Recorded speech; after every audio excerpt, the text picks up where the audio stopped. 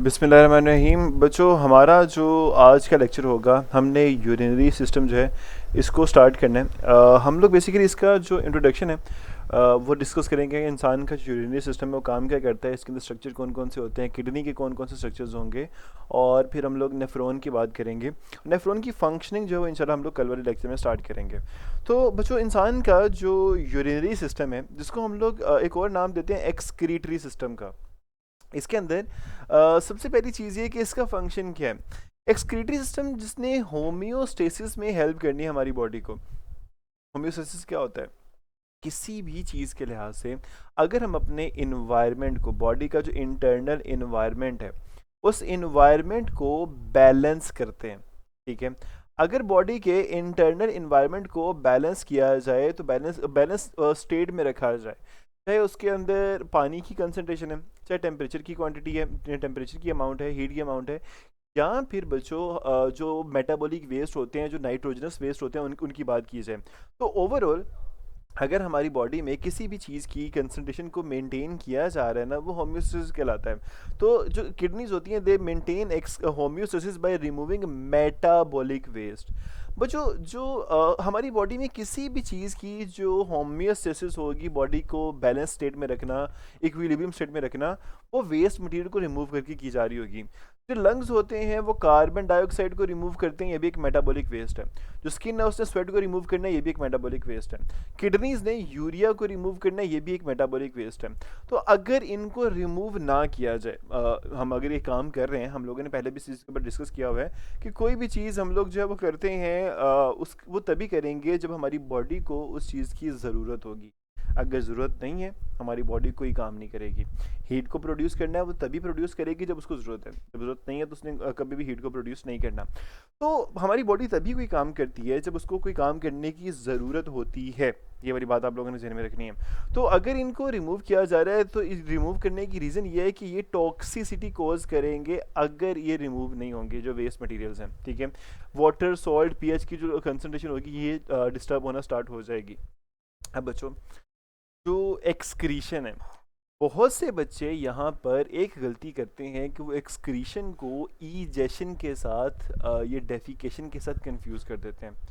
Excretion में और ईजेशन में होता है एक बड़ा मेजर सा डिफरेंस। क्या डिफरेंस है? अगर हमारी बॉडी से नाइट्रोजनस नेचर के मेटाबॉलिक वेस्ट मटेरियल्स जो हैं वो रिमूव होंगे, that is basically happening through the urine, उसे हम लोग नाम देंगे एक्सक्रीशन का। कि कोई नाइट्रोजनस नेचर के जो वेस्ट मटेरियल्स होंगे, यूरिक एसिड होता है, यूरिया होता है और अमोनिया होता है, जो मेन होते हैं। इसके अलावा क्रेटिन, जो जेंथीन, हाइपोजेंथीन, एलेंटोइन, ये तमाम अलग अलग वेस्ट मटेरियल्स हैं, ये भी नाइट्रोजनस नेचर के वेस्ट मटेरियल्स होते हैं। मगर मेन तीन ये यूरिक एसिड, अमोनिया और यूरिया। तो जो नाइट्रोजनस नेचर के वेस्ट मटेरियल्स को, मेटाबॉलिक वेस्ट को रिमूव करना बॉडी से, दैट इज कॉल्ड एक्सक्रीशन। जो एक्सक्रीशन है बच्चों, वो ईजेशन से डिफरेंट इस तरह से होता है कि ईजेशन में जो अनडाइजेस्टेड फूड होता है ना, वो हम लोग खाना खाते हैं, सॉलिड फूड खाते हैं, उसमें से जो अनडाइजेस्टेड मटेरियल होगा, इसको रिमूव करना, वो कहलाती है ईजेशन। तो मेजर वेस्ट रूट जो होता है बच्चों, किडनीज, स्किन, लंग्स और लिवर, ये चार चीज़ें होती हैं जो कि वेस्ट मटेरियल्स को रिमूव कर रहे होते हैं बॉडी से। ईजेशन और एक्सक्रीशन के दरमियान में जो डिफरेंस है बच्चों, ये क्लियर हो गया सभी बच्चों का या नहीं? जल्दी से मुझे बता दो बच्चों, क्या ये चीज़ क्लियर है?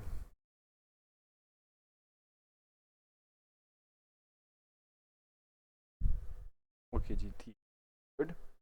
अब ना एक नाइट वेस्ट की बात करते हैं, कुछ वेस्ट मटेरियल्स की। देखो बच्चों, जो तीन हमारे पास वेस्ट मटेरियल्स हैं, अमोनिया, यूरिया और यूरिक एसिड, ठीक है।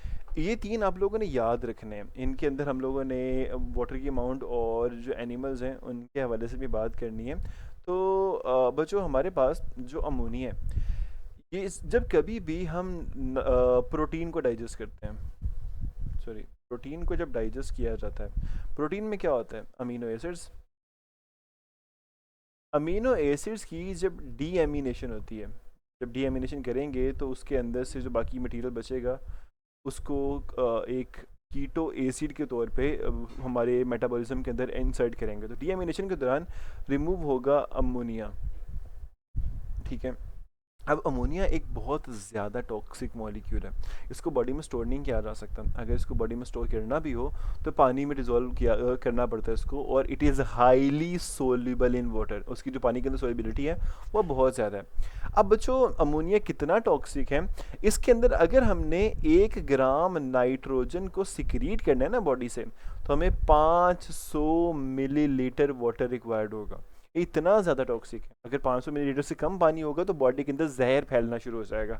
तो अमोनिया बहुत ज़्यादा टॉक्सिक होता है। वो एनिमल जिनके पास पानी बहुत ज़्यादा क्वांटिटी में मौजूद होता है, जैसे कि फिशेस हैं, फ्रेश वाटर फिशेस, वो अपनी बॉडी से अमोनिया को सिक्रीट करते हैं। अब अगर हम ऐसे एनिमल्स की बात करें जो टेरेस्ट्रियल एनिमल्स हैं, जो खुश्की पे रहते हैं, वो अमोनिया को तो सिक्रेट नहीं कर सकते क्योंकि वो इतना पानी अफोर्ड ही नहीं कर सकते। तो वो फिर अमोनिया को कन्वर्ट करते हैं यूरिया के अंदर। यूरिया की जो फॉर्म होती है, अगर उसकी टॉक्सिसिटी की बात करें तो it is not as high as ammonia. ये मॉडरेटली टॉक्सिक होती है बच्चों, और इसकी जो सोलिबिलिटी होती है पानी में ये भी मॉडरेट होती है। कि अगर हमने जो 1 ग्राम नाइट्रोजन को सिक्रीट करना है in the form of urea, we will need 50 millilitre of water. हमें 50 मिलीलीटर वाटर रिक्वायर्ड होगा। तो मैमल्स के अंदर, इंसानों के अंदर जो यूरिन होता है बच्चों, उसके अंदर यूरिया मौजूद होता है। अगर यूरिक एसिड की बात की जाए तो यूरिक एसिड की जो टॉक्सिसिटी है बच्चों वो सबसे कम है। सबसे कम जो वेस्ट मटेरियल्स के अंदर टॉक्सिसिटी होगी। साउंड कट गई है, अभी साउंड आ रहा है आप लोगों को बच्चों के नहीं आ रहा? Can you guys hear me now? Allah के बंदो। Okay, that is good. तो यूरिक एसिड जो है बच्चों ये बहुत कम टॉक्सिक है। इसकी टॉक्सिसिटी सबसे कम होती है। क्रिस्टलाइन फॉर्म में होता है, ये सॉल्युबल नहीं होता है इतना ज़्यादा, ये लीस्ट सॉल्युबल होता है। और इसकी फॉर्म में अगर 1 ग्राम नाइट्रोजन को सिक्रीट करना है तो we will need only 1 millilitre of water. हमें सिर्फ और सिर्फ 1 मिलीलीटर ही रिक्वायर्ड होगा, एक से ज़्यादा मिलीलीटर वाटर रिक्वायर्ड नहीं होगा। जो बर्ड्स होते हैं, जो रेप्टाइल्स होते हैं, उनके अंदर क्योंकि वो पानी से दूर रहते हैं, तो उन ऑर्गेनिजम्स के अंदर, मैं लोगों कह रहा हूँ, उन ऑर्गेनिजम्स के अंदर जो प्राइमरी वेस्ट मटेरियल होता है ना वो यूरिक एसिड होता है।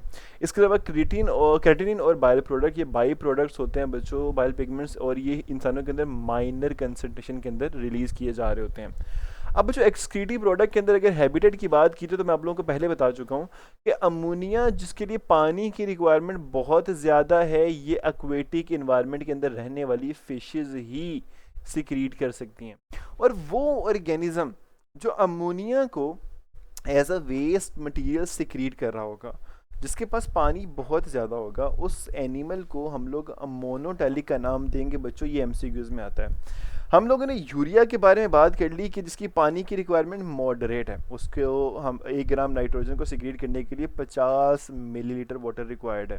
तो जो टेरेस्ट्रियल एनिमल्स हैं, जो ज़मीन पे रहते हैं मेनली, वो एनिमल्स यूरिया को एज अ वेस्ट मटेरियल जो है वो सिक्रीट कर सकते हैं, एक्सक्रीट कर सकते हैं। ठीक है, और इन एनिमल्स को हम लोग बच्चों यूरियोटैलिक का नाम देंगे। जैसे कि मैमल्स हैं, दे आर कंसीडर्ड यूरियोटैलिक। और बच्चों एंड भी हमारे पास आता है यूरिक एसिड। जो यूरिक एसिड है ये सबसे कम पानी डिमांड करता है। इसकी पानी की रिक्वायरमेंट मिनिमल है। हम लोगों ने अभी भी बात की थी कि 1 मिलीलीटर वाटर रिक्वायर्ड होता है 1 ग्राम ऑफ नाइट्रोजन को सिक्रीट करने के लिए इन the form of uric acid.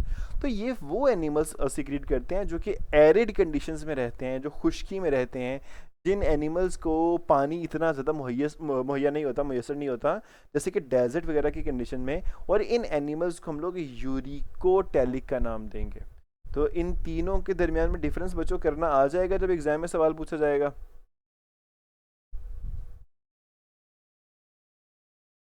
अल्लाह के बंदो,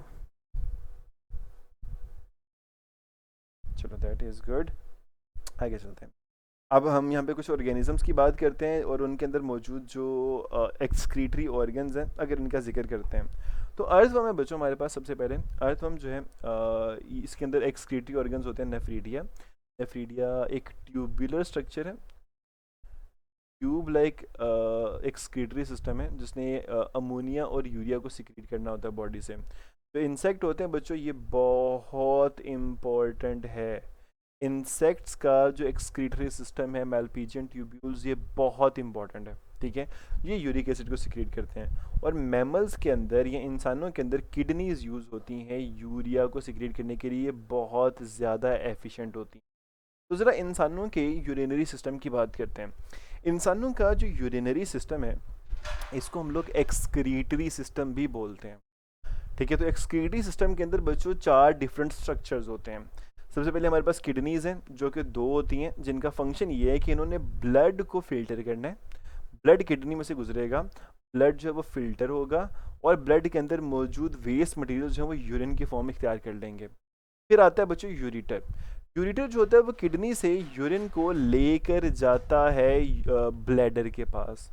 ब्लैडर के अंदर स्टोर किया जाता है यूरिन को थोड़ी देर के लिए, ठीक है, ताकि क्योंकि यूरिन तो हर वक्त हमारी बॉडी में प्रोड्यूस होता रहता है।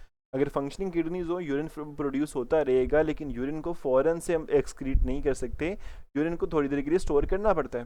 तो ब्लैडर जो है उसने स्टोरेज करनी है, और फिर यूरिथ्रा वो ट्यूबुलर स्ट्रक्चर होता है जिसने यूरिन को बॉडी से एक्सपेल करना है, यूरिन को बॉडी से बाहर निकालना है। ठीक है, तो ये हमारे पास बच्चों 4 अलग अलग तरह के स्ट्रक्चर्स होते हैं, किडनी, यूरिटर, ब्लैडर और यूरिथ्रा। अब हमारे पास जो मेन यहाँ पे स्ट्रक्चर होगा इंसान के यूरिनरी सिस्टम के अंदर, जो किडनीज़ हैं, 2 किडनीज़ होती हैं लेफ़्ट और राइट, और दोनों किडनीज़ के ऊपर क्या मौजूद होता है बच्चों, एड्रीनल ग्लैंड मौजूद होता है। अगर यूरिटर क्लोज हो जाए तो वो ऐसा होता है किडनी स्टोन्स के अंदर, यूरिटर क्लोज हो जाता है, वो ऑब्स्ट्रक्ट हो जाएगा, किडनी के ऊपर प्रेशर पड़ेगा, किडनी जो है वो पेन में आएगी और फिर उस स्टोन को रिमूव करना पड़ेगा। ठीक है, तो बच्चों एक्सटर्नल और इंटरनल स्ट्रक्चर की अगर हम बात करें किडनीज़ के अंदर, किडनी जो है उसमें एक्सटर्नल स्ट्रक्चर्स भी होते हैं, इंटरनल स्ट्रक्चर्स जो होते हैं। भाई उसकी जो शेप है भाई ओवरऑल बीन शेप होती है। अगर आप किडनी को बनाना चाहें, सबसे आसान ऑर्गन है बनाने के लिए, ड्रॉ करने के लिए, उसकी जो शेप है वो बीन की तरह की शेप होती है। ठीक है, reddish brown retroperitoneal, peritoneal cavity के थोड़ा सा पीछे वाली साइड पे मौजूद होता है बच्चों ये, और ये एक फाइब्रस कैप्सूल से कवर हुआ होता है जिसके ऊपर फैट लेयर होगी और रीनल फेशिया इसके ऊपर मौजूद होता है। यानी कि जो ओवरऑल इसके ऊपर स्ट्रक्चर मौजूद होता है ना, सबसे पहले ये जो फाइब्रस कैप्सूल है, अगर बल्कि आप लोग शायद ही ये चीज़ ऑब्जर्व कभी करें, लेकिन जब हम कुर्बानी वगैरह भी करते हैं ना, तो वहाँ पे जो बकरे वगैरह होते हैं उनकी किडनी निकलती है, तो उस किडनी के इर्द गिर्द एक फाइब्रस कैप्सूल होता है जो किडनी को प्रोटेक्ट कर रहा होता है, और उसके ऊपर ही फैट जमा होता है। अब किडनी के अंदर ना बच्चों मेनली 2 रीजन्स होते हैं, एक कॉर्टेक्स है, दूसरा मेडुला है, लेकिन उसके आसपास के जो स्ट्रक्चर्स होते हैं अगर उनको भी ऐड किया जाए तो बच्चों किडनी जो है ना, किडनी का अगर हम क्रॉस सेक्शन देखते हैं, हमेशा जो आउटर पार्ट होता है बच्चों किसी भी स्ट्रक्चर के अंदर, जो आउटर पार्ट होता है उसे हम लोग कॉर्टेक्स का नाम देते हैं। ठीक है, किडनी के अंदर जो आउटर पार्ट होगा उसे हम लोग नाम देंगे रीनल कॉर्टेक्स का, it will be called renal cortex. जो इनर पार्ट होता है बच्चों, हमेशा जो इनर पार्ट होता है उस इनर पार्ट को हम लोग रीनल मेड्यूला मेड्यूला का नाम देते हैं। किडनी के अंदर जो इनर पार्ट होगा it will be called renal medulla. तो रीनल कॉर्टेक्स, रीनल मेड्यूला, जो आउटर पार्ट आप लोगों को यहाँ पे नजर आ रहा है किडनी का, दैट इज रीनल कॉर्टेक्स, और जो इनर पार्ट नजर आ रहा है दैट इज रीनल मेड्यूला। इन दोनों के अंदर ना एक हल्का सा डिफरेंस भी होता है इनके फंक्शन के अंदर, सिर्फ स्ट्रक्चर देखने में डिफरेंट नहीं होते, इनके फंक्शन में भी डिफरेंस होता है। जो कॉर्टेक्स होता है ना, ये ज़रा सा डाइल्यूट यूरिन प्रोड्यूस करता है जिसमें पानी ज़्यादा होता है। ठीक है, जो रीनल मेड्यूला है ये कंसनट्रेटेड यूरिन प्रोड्यूस करता है, ठीक है, जिसमें पानी बहुत कम होता है, पानी सारा रीअब्जॉर्ब हो चुका होता है। अगर रीनल मेड्यूला को गौर से देखा जाए तो रीनल मेड्यूला के अंदर ना आपको ट्राइंगुलर शेप के स्ट्रक्चर्स नजर आ रहे हैं। These structures are called renal pyramids। अब बच्चों जहाँ पे वर्ड होगा ना रीनल, रीनल वर्ड यूज़ हो रहा होगा, इसका हमेशा मतलब होगा किडनी से रिलेटेड चीज़ है, इसे हम लोग रीनल पायरामिड का नाम देते हैं। रीनल पायरामिड के अंदर यूरिन प्रोड्यूस होकर जिस पॉइंट पर रिलीज होता है, जिस पॉइंट पे इकट्ठा होता है, इस पॉइंट को हम लोग रीनल पैपिला का नाम देते हैं। That is also important for MCQs, ये MCQs के पॉइंट ऑफ व्यू से इंपॉर्टेंट है। तो अभी तक हम लोगों ने बात की किडनी का जो आउटर रीजन है उसे हम कॉर्टेक्स कहते हैं, किडनी का जो इनर रीजन है उसे मेड्यूला का नाम देते हैं। मेड्यूला के अंदर बच्चों कंसनट्रेटेड यूरिन प्रोड्यूस होता है और रीनल कॉर्टेक्स के अंदर डाइल्यूट यूरिन प्रोड्यूस होता है। रीनल मेड्यूला के अंदर ही बच्चों ट्रायंगुलर शेप के कुछ स्ट्रक्चर्स मौजूद होते हैं जिन्हें हम लोग रीनल पायरामिड कहते हैं। ये यूरिन प्रोड्यूस करते हैं और यूरिन को फनल डाउन करके एक पॉइंट पे इकट्ठा करते हैं, जिस पॉइंट को हम पेपिला या रीनल पेपिला का नाम देते हैं। अब बच्चों अगर आप पेपिला के साइड्स में देखो, पेपिला के साथ में देखोगे तो आपको ना आर्टरीज और वेन्स के ये जो सेक्शंस है ये नज़र आ रहे हैं। इन आर्टरीज और वेन्स के सेक्शंस को हम लोग नाम देते हैं कॉलम्स का, या रीनल कॉलम्स बोला जाता है इनको, रीनल कॉलम्स। और बच्चों बाकी तमाम जो एम्प्टी स्पेसेस हैं, जहाँ पे आपको एक छोटी सी एम्प्टी स्पेस नज़र आ रही है जो पेपिला से यूरिन को इकट्ठा करेगी, that is called minor calyx. जो एम्प्टी स्पेस है यहाँ पर, इसको हम लोग कैलिक्स का नाम देते हैं। तो जो छोटी एम्प्टी स्पेस होगी, जो बारीक वाली नाली होगी जो यूरिन को इकट्ठा कर रही है नीलर पायरामिड से, it is called minor calyx. और बच्चों वो जहाँ पे आपस में मर्ज होकर थोड़ी सी बड़ी नाली बना देते हैं, that is called major calyx. तो माइनर कैलिक्स मर्ज करते हैं, फ्यूज करते हैं और मेजर कैलिक्स बनते हैं। और जहाँ पे मेजर कैलिक्स भी मर्ज कर जाते हैं, जहाँ पे पूरी की पूरी किडनी का यूरिन जो है वो इकट्ठा हो रहा होता है, इस रीजन को बच्चों हम लोग क्या नाम देंगे, ज़रा कमेंट्स में मुझे बताना। इस रीजन को हम लोग क्या नाम देंगे अल्लाह के बंदो? पेपिला, मैं रिपीट करता हूँ, पेपिला क्या है? अगर आप एक रीनल पायरामिड को देखो, सपोज कर लो कि हमारे पास एक ये स्ट्रक्चर है जो रीनल पायरामिड है, ठीक है, जहाँ पे सारे न्यूरॉन्स जो है वो यूरिन बनाएंगे और यूरिन को बना कर क्या करेंगे, होल्ड ऑन, सारे के सारे जो नेफ्रॉन्स हैं वो यूरिन को बनाकर इस पॉइंट पे इकट्ठा कर देंगे। This point is known as renal papilla, ठीक है। और हमारे पास बच्चों जब जो रीनल पेपिला है उससे आगे निकलने वाली जो बारीक सी ट्यूब होती है उसे हम लोग कहते हैं माइनर कैलिक्स। माइनर कैलिक्स आपस में फ्यूज़ होते हैं, मेजर कैलिक्स बनता है। तो ये मेजर कैलिक्स जब आपस में फ्यूज़ होंगे तो ये बनाएगा बच्चों रीनल पेल्विस। रीनल पेल्विस से यूरिन इकट्ठा होता है और यूरिन इकट्ठा होकर ये यूरिटर के अंदर से चला जाता है ब्लैडर की तरफ, ठीक है बच्चों। अब आगे ज़रा कॉर्टेक्स है, इसने फिल्ट्रेशन करनी है। मेड्यूला ने आगे करनी है रीअब्जॉर्प्शन और कंसंट्रेशन। कॉर्टेक्स से जो यूरिन आएगा वो डाइल्यूट होगा, मेड्यूला से जो यूरिन आएगा बच्चों वो कंसनट्रेटेड यूरिन होगा।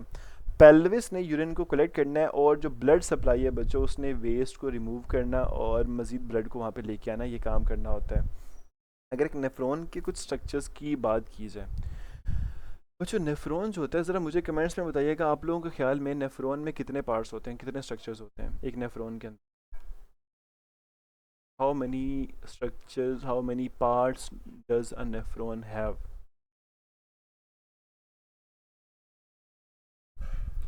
ला के बंदो किधर गए हो? 5। आफरा कह रही हैं 5। नबीहा कह रही हैं renal tubules and renal corpus. तो बेसिकली इसके अंदर ना 2 पार्ट्स होते हैं बच्चों। जो हमारे पास बोमेन कैप्सूल और ग्लोमेरुलस है ना, ये हमारे पास कहलाता है रीनल कॉर्पसल। कॉर्पसल का मेनली जो मतलब होता है वो सेल होता है। और बच्चों बाकी जो ट्यूब्यूल्स होती हैं इनको हम रीनल ट्यूब्यूल्स का नाम देते हैं। Proximal convoluted tubule, lobe of Henle, distal convoluted tubule, collecting duct, ये रीनल कॉर्पसल और रीनल ट्यूब्यूल्स होती हैं। नेफ्रॉन की जो फंक्शनिंग है बच्चों वो हम लोगों ने कल वाले लेक्चर में पढ़नी है, इसमें हम लोग डिटेल में डिस्कशन करेंगे। मगर आप लोगों को मैं वैसे बता देता हूँ कि ये वाला जो इतना सा सेक्शन है ना, इसको हम लोग कहते हैं रीनल कॉर्पसल। जहाँ पे जो है जब आर्ट्रियोल्स ब्लड को लेकर आते हैं तो आर्ट्रियोल्स यहाँ पे आकर एक जो नेटवर्क ऑफ कैपिलरीज बना देते हैं। This network of capillaries is known as glomerulus. Glomerulus जिस कैप्सूल के अंदर इनक्लोज होता है, that capsule is called Bowman's capsule. ये कंप्लीट करता है भाई हमारे पास रीनल कॉर्पसल, जिसने ब्लड को फिल्टर करना है और ब्लड को फिल्टर करके यूरिन को फॉर्म करना है या फिल्ट्रेट बनाना है।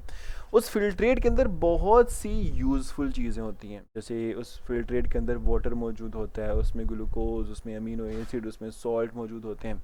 तो इन तमाम चीज़ों को रीअब्जॉर्ब करना ज़रूरी होता है। वहाँ पे हमारे पास ये रीनल ट्यूब्यूल आती है। रीनल ट्यूब्यूल के अंदर बच्चों 3 पार्ट्स होते हैं। मेन जो पार्ट्स हैं प्रोक्सिमल कॉन्वोल्यूटेड ट्यूब्यूल, जो हमारे पास ये लूप ऑफ हेनले है, और डिस्टल कॉन्वोल्यूटेड ट्यूब्यूल। ये 3 पार्ट्स होते हैं जहाँ पे वाटर को और बाकी तमाम इसेंशियल कंपोनेंट्स को रीअब्जॉर्ब किया जाता है और रीअब्जॉर्ब करके जो कंसनट्रेटेड यूरिन होता है उसको प्रोड्यूस किया जाता है। तो ये हमारे पास कुछ स्ट्रक्चर्स हैं बच्चों जो नेफ्रॉन के अंदर होते हैं। अगर किसी बच्चे का कोई क्वेश्चन है यहाँ तक तो मुझे बताइए, वरना इसको हम लोग यहाँ पे आज रैप अप करेंगे, ठीक है। अल्लाह के बंदो, कोई सवाल है किसी का?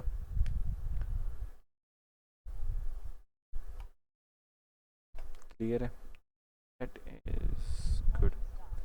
चलिए ठीक है, तो इंशाल्लाह बच्चों आप लोगों से नेक्स्ट क्लास में मुलाकात होगी। अपना ढेर सारा